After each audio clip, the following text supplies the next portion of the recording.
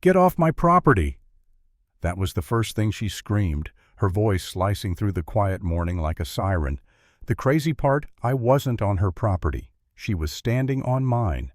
And by the time it was over, the same woman who'd ruled an entire neighborhood like a queen would be packing boxes under federal investigation while I stood watching from the same spot where she'd first screamed at me. It started simple. I was out by the old oak tree hammering a sign into the ground that read, "Private Property, Thompson Family Land, 1962. That oak had been standing guard for more than a century, and the land beneath it had belonged to my family just as long. I'd finally finished paying taxes on the 15.7 acres I'd inherited from my grandfather, and I was proud to mark what was ours. But the sound of heels clicking on pavement was my only warning before chaos arrived. Karen Morrison, president of the Pine Valley HOA. Blonde bun so tight it looked like it held up her ego. She came marching toward me with 2 board members and a local news crew in tow. They were filming an expose about HOA overreach. Perfect timing, really. She stopped just short of my sign, planted her hands on her hips, and barked, "You're vandalizing community property." I laughed, couldn't help it. "Community property," I said, brushing the dirt off my hands. "This is Thompson family land. Been in our name since 1962. The camera swung toward her just in time to capture her confusion melting into rage. "Impossible," she spat. "This subdivision's been HOA property since 1987. I'm a real estate attorney. What you're claiming is 100%. I pulled the deed from my pocket and held it out.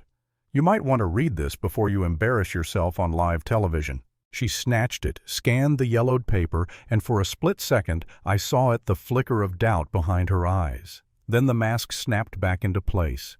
"Forged," she hissed. "Completely fraudulent. Officers, arrest this man." There weren't any officers, just a news crew and a bunch of gawking neighbors filming with their phones. That's when Josh Johnson, my grandfather's old friend and longtime neighbor, shuffled over. "Karen," he said quietly, "you need to stop this right now." His voice had the kind of authority you don't fake and the guilt you can't hide. He looked at me, something heavy in his eyes. Some things should have stayed buried. Those words followed me for days. The next morning, a certified letter hit my mailbox. HOA letterhead, pine trees embossed in gold. Cease and desist all unauthorized activities.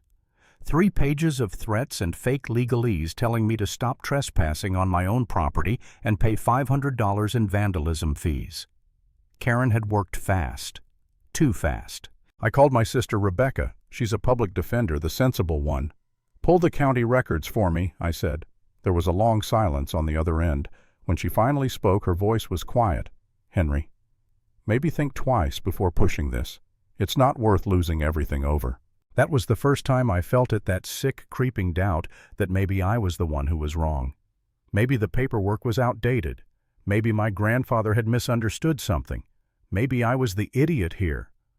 But that thought burned away fast when I found the truth. 2 surveys for the same land. Both official, both stamped, both claiming to be real. One from 1962, one from 1985, the year Pine Valley was founded. Someone had rewritten history. From that moment on, the neighborhood turned into a quiet war zone. HOA patrol cars parked outside my house. New security cameras appeared overnight, aimed squarely at my driveway. My mailbox filled with violation notices for things like unapproved landscaping and improper signage. The same people who used to wave now crossed the street to avoid me. Then Josh showed up again, voice trembling. "Your grandfather never trusted that 1985 survey," he said. He hid the original markers, the brass ones, somewhere safe. Said, "One day someone would try to steal what's yours." That night I grabbed a flashlight and started searching. Hours later, I found the first marker buried under the oak. Solid brass stamped Thompson, 1962. Then another, and another. 7 in total, all marking the exact boundaries described in the deed. Every one of them fell inside the subdivision. Every house, every mailbox, every picket fence. When I told Rebecca, her tone changed completely. Suddenly she wanted a meeting. "Let's coordinate strategy," she said. "Don't bring any documents. I just want to talk." Something felt off. I didn't realize until later that Karen had found out about Rebecca's expired malpractice insurance and blackmailed her. My own sister, my only ally, had been feeding Karen my entire legal strategy. I hit my lowest point that night. I sat in the dark surrounded by papers and markers, wondering if maybe Karen was right, maybe I was delusional, maybe all of this was a fool's errand. For a moment I almost believed it. Then I opened my grandfather's old diary, the one Rebecca had mentioned but never shown me. On the final page in his shaky handwriting were the words, "They will come for this land. When they do remember, Josh holds the key." It was enough. I wasn't giving up. When I met Josh the next morning, he was already waiting by the oak tree, a cardboard box at his feet. I kept everything he said. Inside were city council minutes from 1987 secret memos, even taped recordings. The documents proved that Jefferson County had been on the verge of bankruptcy and had reclassified my grandfather's property as community land to save their budget. They'd stolen it, plain and simple. That night, I sent a letter to the HOA. Effective immediately, all activities by the Pine Valley Homeowners Association are unlawful. You are trespassing on private property. It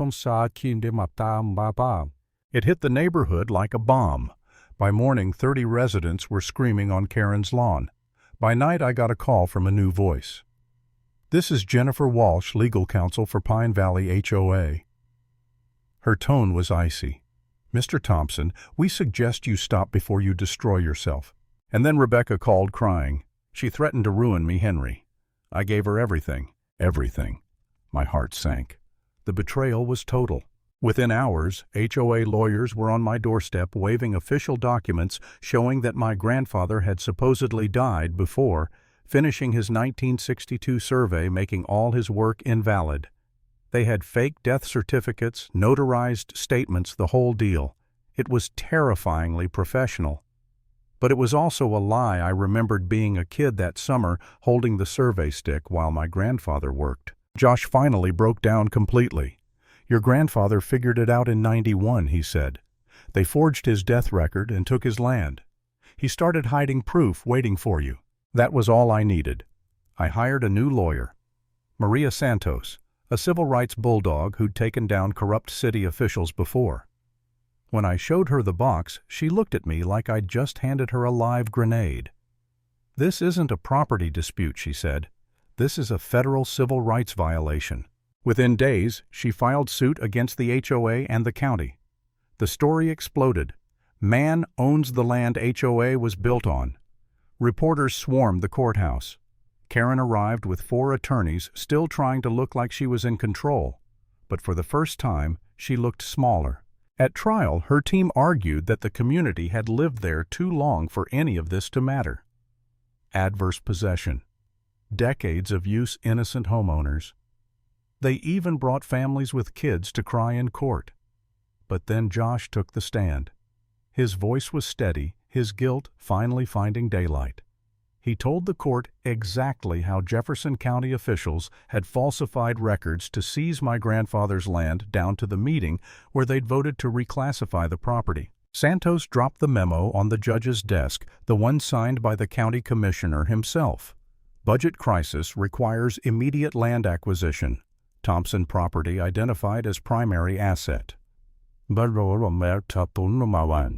courtroom went silent. When the verdict came, it felt unreal. Judge Reeves looked straight at Karen and said, "This court finds that Henry Thompson is the rightful owner of the land in question and that Jefferson County, in collusion with Pine Valley HOA, illegally deprived him of his constitutional property rights." She ordered the county to pay me nearly $3 million for 37 years of unauthorized use. She referred the officials for criminal prosecution and suspended Karen's law license on the spot. Karen just sat there frozen as the reporters closed in. The same woman who'd screamed at me to get off her property was now being escorted out of the courthouse by federal agents. 2 days later, I watched from my kitchen window as a moving truck pulled up to her house. She loaded boxes in silence while neighbors whispered from their porches. The HOA queen was dethroned, forced to leave the neighborhood she'd ruled like a tyrant. I didn't celebrate. I just stood under the oak tree, the same one where it all began, and thought about my grandfather. He'd warned me never trust City Hall. Turns out he was right. In the end, Karen lost her crown, the county lost its secrets, and I got back what was mine all along. But the victory wasn't about money or property. It was about something bigger, the reminder that power can lie, manipulate, and even rewrite history. But truth, when it finally surfaces, doesn't need permission to exist.